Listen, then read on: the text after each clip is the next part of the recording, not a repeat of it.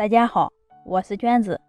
这样做的鸡蛋饼有肉有蛋有蔬菜，想不想吃？一起来跟着做吧。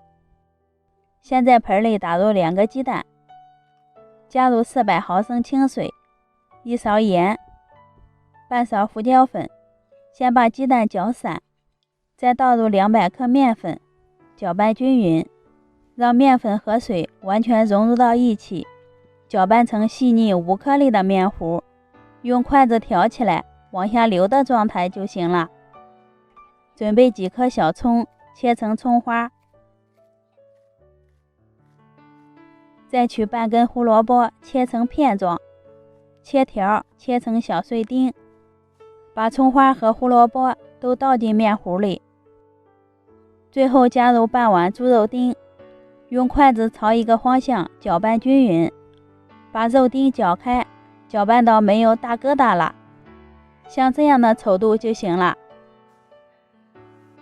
取一个电饼铛，开小火提前预热，刷上一层薄油，倒入2勺面糊，端起来快速的转动，让面糊均匀的摊开，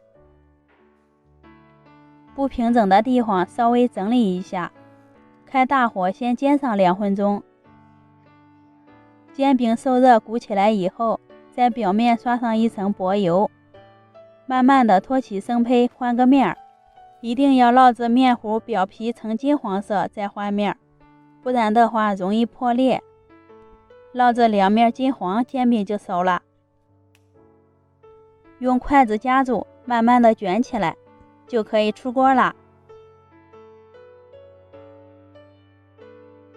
看一下，特别柔软，也很筋道。里面加入了蔬菜、鸡蛋，还有肉丁，给孩子们当早餐，营养美味，吃着也很香。制作过程也简单，喜欢的朋友可以试一下。